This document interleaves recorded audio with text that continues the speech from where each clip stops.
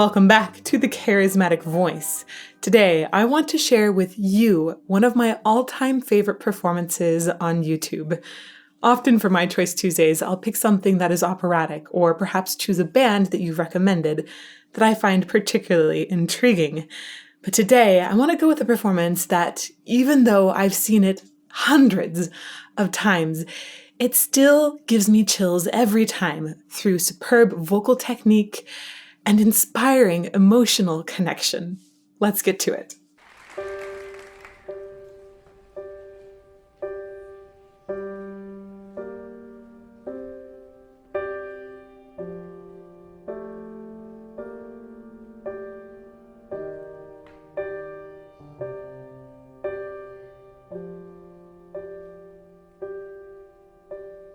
When are you gonna come down? When are you going to land? I should have stayed on the farm, should have listened to my old man. You know you can't hold me forever, I didn't sign up with you. I'm not a present for your friends to open, this boy's too young to be singing the blues.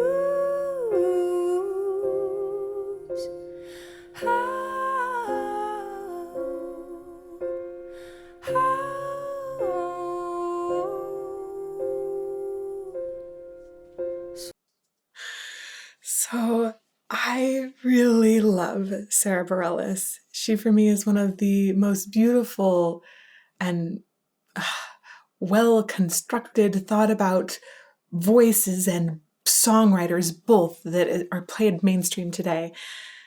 And I want to go back and talk about all of these great moments and little things that she does that make it that.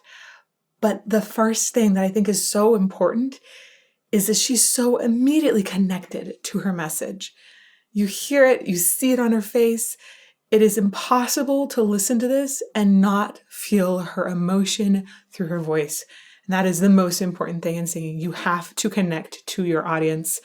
I'm going to go back and pause at various moments. I love this song. She just does it so well.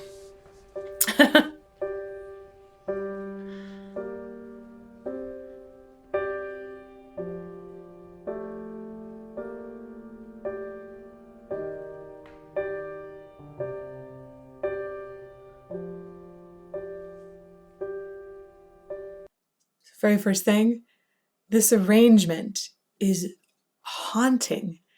The original, right, by Elton John, it doesn't have that same haunting factor, and it's really good, don't get me wrong, but the way that this solo piano, it has a certain sparseness to it. She hasn't filled it with tons of notes.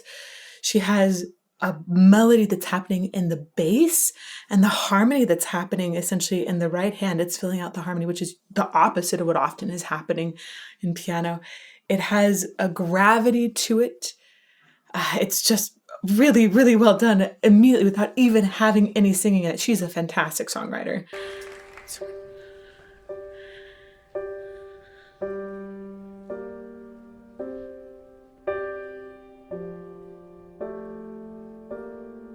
It's kept so simple.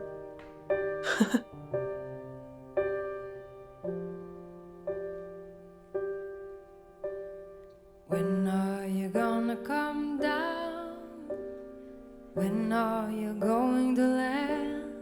I should have stayed on the farm, should have listened to my old man. So, in this entrance here, for her vocal entrance, you already know, if you're listening really careful, you'll know there's no pitch correction that's done on her voice. She's just really, really good at pitch. And on top of that, she has these little tiny sign-offs, essentially, that she'll do on notes where she'll give just the hint of another note. It's like some people talk about shadow vowels in Italian. That's where you would say, like a D or something, duh. And instead of having just d, you'd have a long afterwards that you would say, like a vida, right? Or something like that. And you'd have an extra sound of a shadow vowel afterwards. For her, she almost has these shadow notes. It's like they're hints of runs or hints of a riff that she would do off of a note. It's very, very delicate and has a good emotional hook that seems intended with it every single time. I love that styling. Going to land. Let's go back just a little more. When are you gonna come down? Right there, you heard the extra note at the end. I should have stayed on the farm. Should have listened to my old man. And there you had it again as well. No, you can't hold me forever. I didn't sign up with you. I'm not a present for your friends to open. This boy's too young to be singing the blues.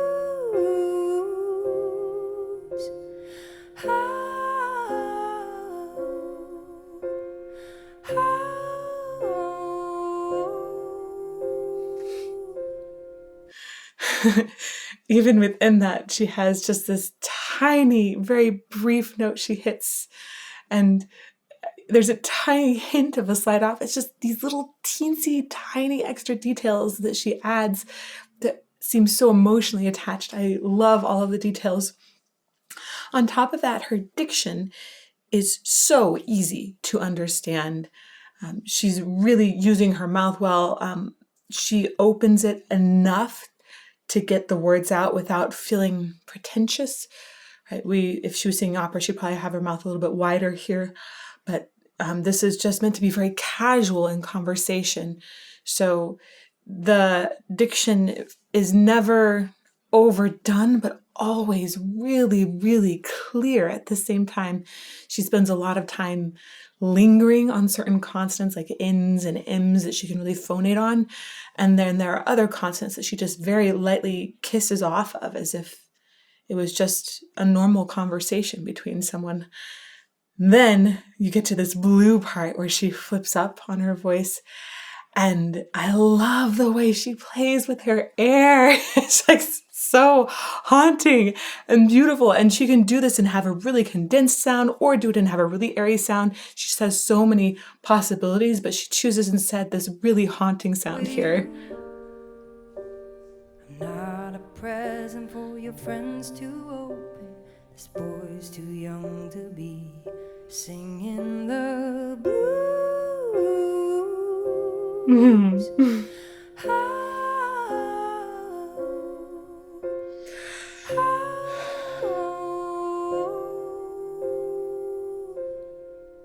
So goodbye, yellow brick road, where the dogs of society howl. You can't plant me in your penthouse. I'm going back to my plow, back to the howling old owl in the woods, hunting the horny-back toad. Oh, I finally decided my future lies beyond the yellow brick road.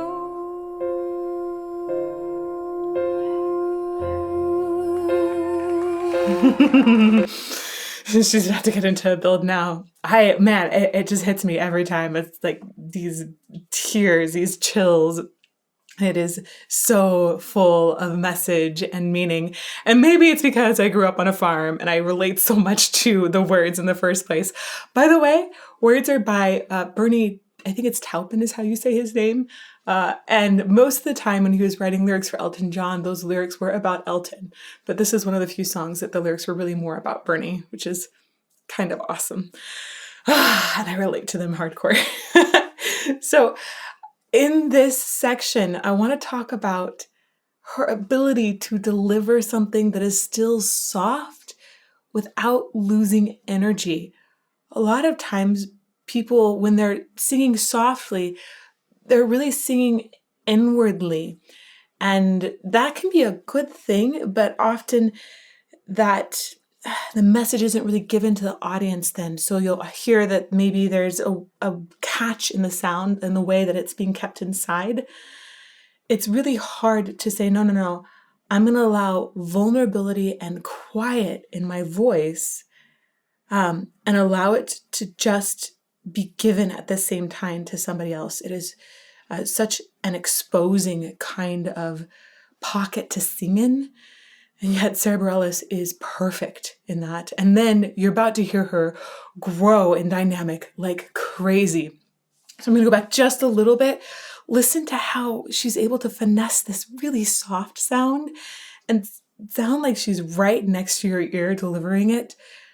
It doesn't ever sound like it's got some sort of fuzzy shade on it. It's like she's not keeping it for herself. She's allowing it to come out to us. Back to the howling old owl in the woods, hunting the horny-back toad. Oh, I finally decided my future lies beyond the yellow brick road.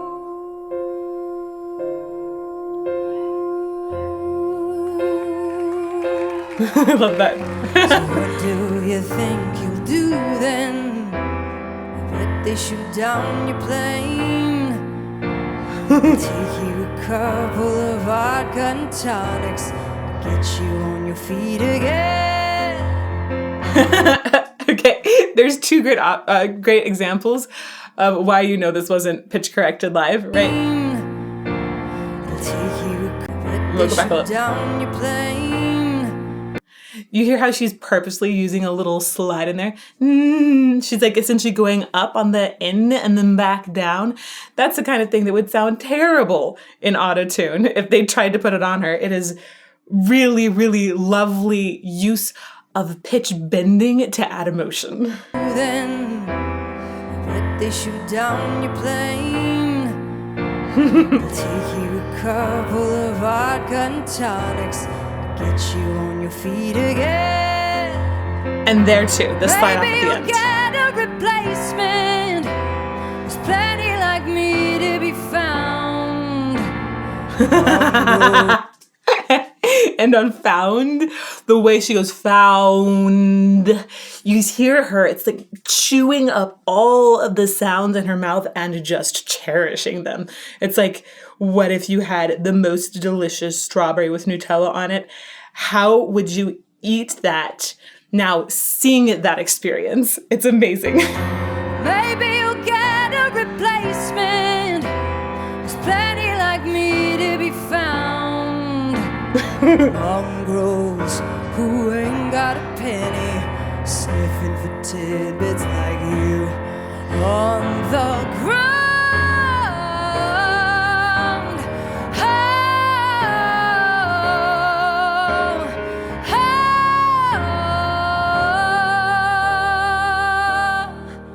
So goodbye. I have to go back just a little bit again. This is really rangy. These low notes for a lot of women are not very comfortable, but she is able to fill them out on the bottom. Yet when she goes up to the top, it doesn't sound like she's hefting a ton of weight. She narrows it up, she slims it up, but at the same time, she is belting it. The sound is so full, it's just not too heavy. It sounds like it's being strung out of her soul. That's low for a lot of ladies. Very low. And that's a huge jump.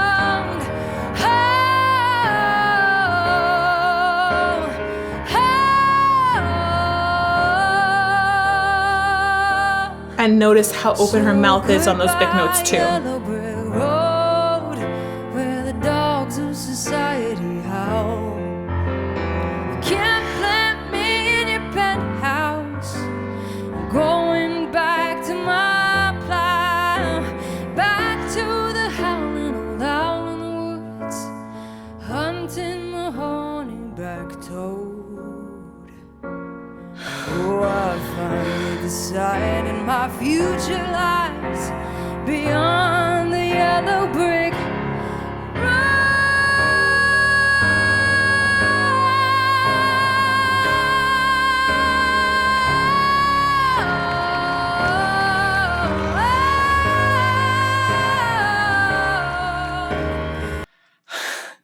It is so inspiring to hear this part. Like, I'm getting shivers again, tingles again. It's gorgeous. I love the way she starts Road. When you begin a really high belted note, this can be still in chest voice, which is what she's doing. She's belting here. She's not flipped over into her head voice. Okay, this is full, and she's been belting tons and tons of C sharps. For those of you who love numbers, that's going to be a C sharp 5 over and over, essentially. And it's really tempting when you get ready for those big high notes to just launch some air at it and just go and let it all out. If you instead resist that urge to just blast it with air and have a feeling of almost starting it, actually almost the exact opposite of what I said earlier about the quiet being inward, sometimes it'll feel like a feeling of imploding a little bit, where you connect up, you sort of tap in and then let the note grow out. That can be a better way of controlling that air that has built up underneath your vocal folds and just wants to go like poof out. If you control that and you say, no, we're going to make it so the vocal folds start vibrating and we ease that air out at the same time instead of allowing an air explosion, then you will have a much better onset. So when the wacka, wacka, wacka of your chords coming together begins, it's going to be cleaner. And then you get this amazing buzz on her sound. It's efficiency. And when she even enters a little bit of vibrato there, that vibrato taps into some more resonance. And if you listen closely, you can hear this extra buzz of overtones. I get really excited when she starts vibratoing. So I'm going to go back. It's so good. Where the dogs of society howl. You can't plant me in your penthouse. I'm going back to my plow. Back to I love the cry she does there. Hunting the horny-backed toad. Oh, I finally decided my Great future lows. lies beyond the yellow brick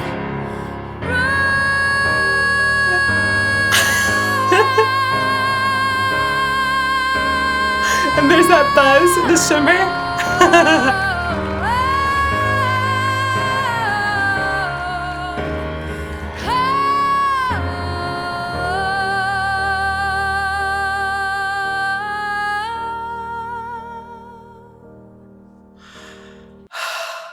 Now, with all of that, imagine how much breath control it takes to do that huge long phrase and then get to the end of it and decrescendo. Control that breath so that you're able to reduce that breath pressure a little bit and aid in that decrescendo at the end. This is amazing, an amazing beginning of the note. It's soul-wrenching. And then the breath control that she continues all the way to the end, it's a masterpiece. It's really, really good. One more time, let's go back and listen to it. Beyond the yellow brick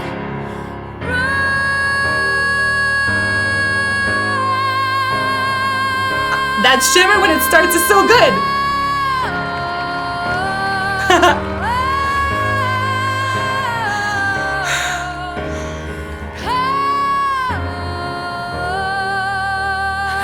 Decrescendo here.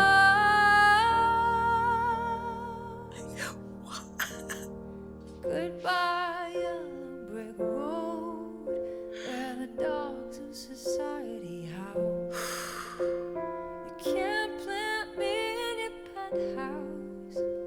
I'm going back to my plow, back to the howling old owl in the woods, hunting the horny-backed toad.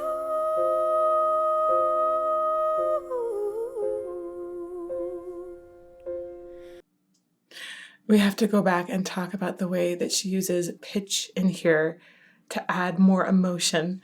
There are times when she is purposely under the pitch to show more longing towards it. Oh, it's right here. Right? Can't plant. The way she's approaching each of those, it's also just really, really nice. leaning on the support at the same time. But she's just a tiny bit, a tiny teensy bit underneath the pitch there on purpose. That is how you should play with pitch to add more emotion. It's so really, really good. You can't plant me in your house. I'm going back to my plow, back to the howling old owl in the woods, hunting the horny back-toe. The control of the flip to the head voice there and the air is perfect. Finally decided my future lies. I finally decided my future lies. I want to cry. I finally decided my future lies beyond the yellow brick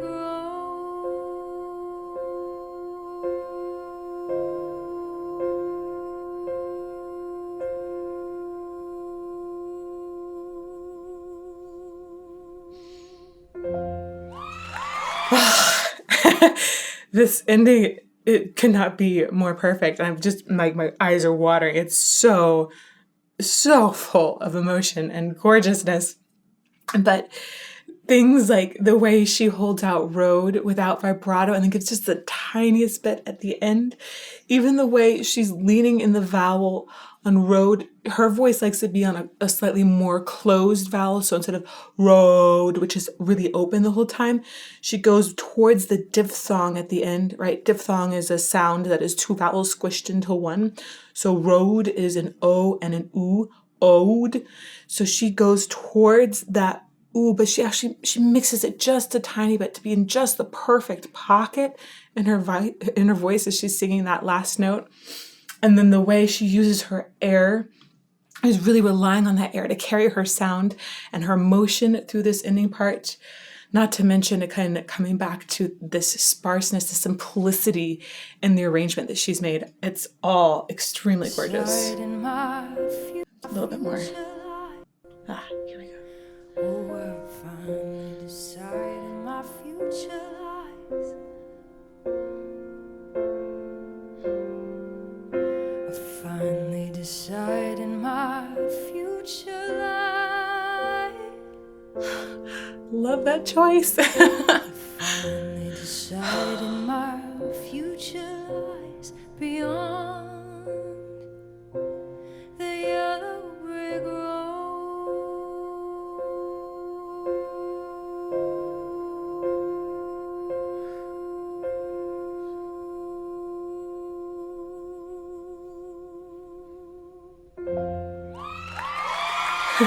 Perfection. Even after hearing this hundreds of times, it still shakes me inside. It makes me want to go look for something greater beyond that yellow brick road. It's just so inspiring. And it's not just great vocal performance, it is perfection in emotional delivery. And I hope you felt that too. I hope if you haven't known Sara Bareilles before, that you become a fan of her or maybe go dig deeper into her works. She has done a ton of amazing things, including writing musicals for Broadway and performing on Broadway. She has an incredible resume. If you enjoyed this and you want to hear some more analysis of some of the music that I love the most, you can check out this My Choice Tuesday Favorites playlist over here. And I hope to see you again somewhere soon.